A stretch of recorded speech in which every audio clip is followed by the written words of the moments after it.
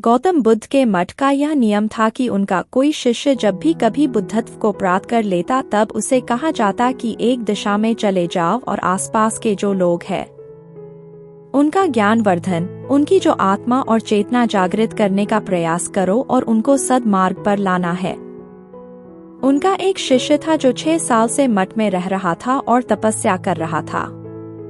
एक दिन वह परेशान हुआ और सोचने लगा कि मेरे गुरुदेव ने मुझे आदेश क्यों नहीं दिया। इसी बात पर नाराज होकर वह गौतम बुद्ध के पास गया और कहने लगा कि मेरी तपस्या में ऐसी क्या कमी रह गई? क्या मैंने ज्ञान अर्जित नहीं किया? और अब तक आपने मुझे आदेश नहीं दिया कि जाओ जाकर किसी दूसरे जगह पर अपना ज्ञान बांटो, और क्या मैंने बुद्धत्व प्राप्त नहीं किया है? तभी गौतम बुद्ध ने शिष्य से कहा, सुनो, तुम्हें थोड़ा और समय लगेगा, यही समय बिताओ। यह बात सुनकर वह शिष्य चिढ़ गया और कहने लग गया कि गुरुदेव, आपके ज्ञान में कमी रह गई और आप मुझे ज्ञान नहीं दे पाए। गौतम बुद्ध को लगा कि ये समझेगा नहीं और कहा, ठीक है, कल सुबह पूर्व दिशा में एक गांव है, वह जाना और वहां से भिक्षा लेकर आना और अपना पूरा दिन वही बिताना और कोशिश करना कि वहां के लोगों को थोड़ा सा ज्ञान बांटना और आकर मुझे बताना कि अनुभव कैसा रहा। वह शिष्य बड़ा खुश हुआ और उसको लगा कि अब तो बात बन गई, अब मुझे आदेश मिल गया, और वह दूसरे दिन सुबह पूर्व दिशा की उस गांव में चला गया और शाम में जब वापस आया तो हाथ में पट्टी बंधी थी और हाथ पैरों पर चोट निशान थे। ये देखकर गौतम बुद्ध ने उस शिष्य से पूछा कि ये क्या हाल कर लिया? तब उसने बताया कि आपने मुझे कैसे गांव में भेज दिया और वहां पर जब मैंने भिक्षा मांगी तो लोग मुझे डांटने लगे और भगाने लगे। एक व्यक्ति सिर्फ वहां पर मुझे भिक्षा दी, वो भी जमीन पर फेंक कर, और कहा कि ले जाओ इसको। इतने बुरे गांव में आपने मुझे ज्ञान बांटने के लिए भेजा, अब आप मुझे कल किसी और गांव भेज देना, मैं जाकर के ज्ञान वहां देकर आता हूँ। गौतम बुद्ध यह सुनकर थोड़ा मुस्कुराए और उन्हें तो पता था कि ये कुछ कर नहीं पाएगा, और कहा कि ठीक है, अगले दिन तुम किसी और गांव जाना, लेकिन एक दिन के बाद जाना और एक दिन मठ में रुके रहना है। अब की बार गौतम बुद्ध ने अपने दूसरे शिष्य को उस गांव में भेजा जहां अपने उस शिष्य को भेजा था, और शाम में जब वह शिष्य वापस लौटा था तो उसकी भी हालत वही थी और हाथ पैरों में चोट लगी और पट्टी बंधी हुई थी। गौतम बुद्ध ने पहले वाले शिष्य के सामने दूसरे शिष्य से पूछा कि हुआ क्या था। तब उसने कहा कि जिस गांव में आपने मुझे भेजा था वह के लोग बड़े भोले भाले हैं, भिक्षा दे नहीं रहे थे, और एक व्यक्ति ने मुझे जमीन पर फेंककर भिक्षा दी और मैंने उसे स्वीकार कर लिया और उसे आशीर्वाद दिया कि तुम्हारा कल्याण हो।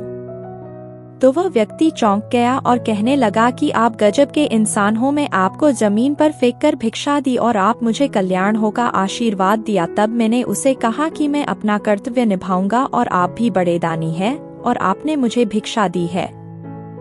उसके बाद में जब वह से निकल रहा तब मैंने देखा कि एक बच्चा बीमार था और मैं जंगल में गया तब वहां से जड़ी बूटी लाने, और जब मैं लौट रहा था तब कुछ लोगों ने मुझे पकड़ लिया और पूछने लगे कि यह जड़ी बूटी कहाँ लेकर जा रहा हूँ। तब मैंने उनसे निवेदन किया कि मुझे छोड़ दो, एक बीमार छोटे बच्चे की मदद करनी है, और तब उन्होंने मुझे छोड़ दिया।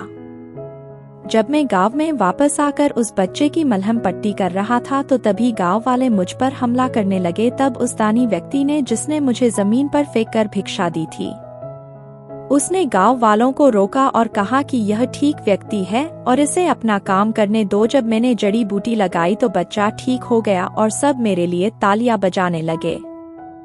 सभी गांव वाले कहने लगे कि कल फिर आएगा, गुरुदेव मुझे कल फिर उस गांव में भेजिएगा, क्योंकि वह बड़े ही भोले लोग हैं, समझते नहीं हैं, बस प्यार बहुत है। और अब की बार कोशिश करूंगा कि थोड़ा प्यार और उनके पास पहुंचाने का और ज्ञान उन तक पहुंचाने का। वो सब ज्ञानी तो, लेकिन बस जब अनजान व्यक्ति से बात करने में डरते हैं।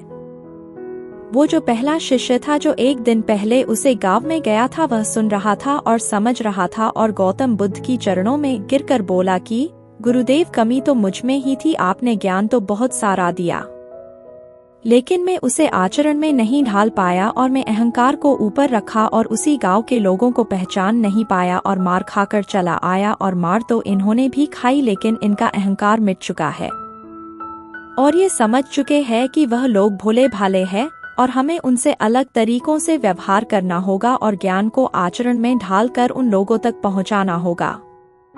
सीख। अच्छा इंसान बनने पर ध्यान दीजिए, अच्छा समय अपने आप चला आएगा। हम अच्छा समय लाना चाहते हैं लेकिन अच्छा इंसान नहीं बन पाते हैं और सारी गड़बड़ बस यही हो जाती है। इस कहानी को देखने के लिए आपका शुक्रिया। आगे मिलते हैं एक और नई कहानी के साथ। कृपया हमारे चैनल को सब्सक्राइब करें और लाइक शेयर करें। धन्यवाद।